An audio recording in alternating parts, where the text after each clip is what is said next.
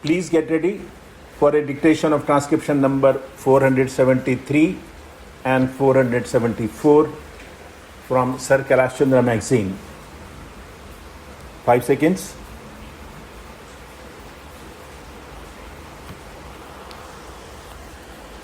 Start.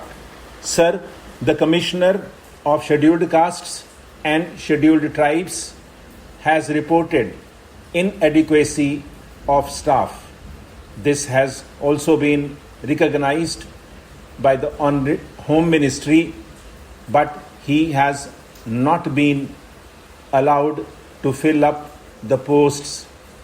The efficiency of the staff should not be allowed to be sacrificed on the altar of economy. Sir, I intend to draw the attention of the Honorable Minister in this regard. While there is surplus staff declared, why can some of that staff not be utilized for the betterment of this department? Sir, evaluation cells have been set up recently at the central and state levels. These cells have been doing very valuable work, but it would have been much better if the reports should have been available at the time of the discussion. The census report with regard to the progress of the scheduled castes and scheduled tribes is not available because the policy of the government is not to give or collect information in this report caste or community wise.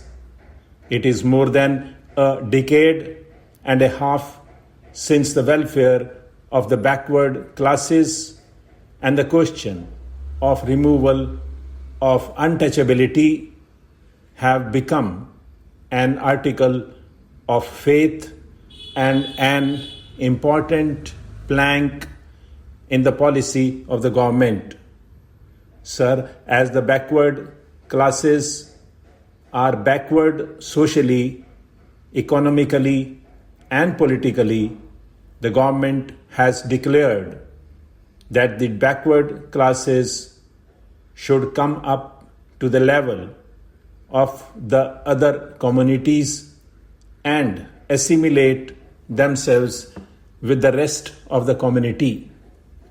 With that intention, the government has declared further that backward classes, being a part and parcel of the Indian community, are entitled to receive the benefits of the general development schemes, and as they are backward, further special measures have been provided to accelerate their progress. Sir, the intention of the government is very clear. It is as clear as crystal that the backward classes should come up to the level of the rest of the community, and they should benefit from the general development of the country. With the same object, every year we see large amount of money being provided in increasing scales for the welfare activities of the backward classes. Also, necessary legislations have been enacted both at the central as well as the state levels. Times without number, various executive orders have been issued to enable the backward classes in our country to get the benefits of the various measures enacted by this parliament. Large amounts of money have been spent both by the center and the states for the welfare activities of the backward classes. Even in the sixth plan, we see that a sum of rupees 400 crores has been provided for the uplift of the weaker sections to enable them to get the benefit of it. Looking at the provisions and the various acts and orders issued by the governments, both at the center and state levels, the Commissioner feels that in view of the aspirations and intentions of the backward classes to come up to the level of the other communities, the orders should reach in reasonable time if they are to be implemented effectively and with a sense of urgency. Now, sir, the position is that the schemes are not implemented properly. There is no enthusiasm behind the execution of the schemes. There is no such urgency shown by the officers who execute the work. This can be seen from the big shortfalls in the expenditure.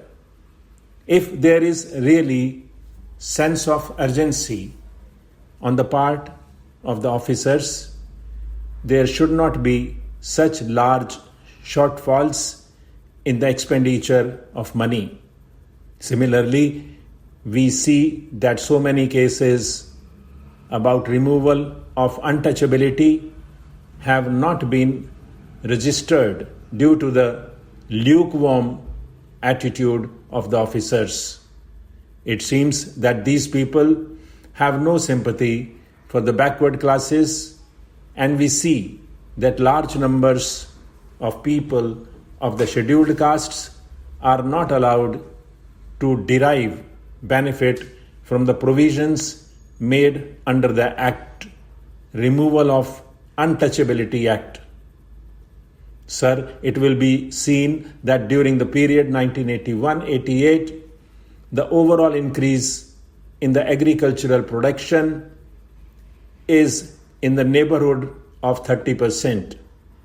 But the wages of the weaker sections have not increased to that extent.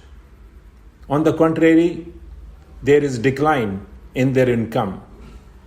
If the scheduled caste and scheduled tribe man is entitled to a share in the general development, then his income should have increased to the extent of 30%. This is clearly stated in the report that the economic and social conditions of the Harijans and other backward classes of the society have not shown any improvement. This is also emphasized by the Backward Classes Commission in its last report, and it has laid stress that the backward classes should derive the maximum benefit from the development of these schemes, but nothing happened further. Afterwards, it was decided and agreed to by all the states to follow the formula of setting aside a portion out of the total outlay on the general development schemes. Mr. Deputy Chairman, I have a few brief remarks to make. If I may say so, I think in this honorable House, when we discuss such a matter as this, it would be better and in the fitness of things if we discuss it in terms of principles instead of introducing names of individuals, how many rupees who gets, or the names of individual firms. I am not in the least interested to defend high salaries paid by any business firm either in Clive Street, Calcutta, or in any other street anywhere else. But I think, as a matter of principle, we should avoid mentioning names of individuals and firms because it seems to be unjust and unfair. We in this house are a privileged group of people, but we should be very careful about using our privilege. Otherwise, we might do damage to the prestige and authority of Parliament in the eyes of the public. Stop.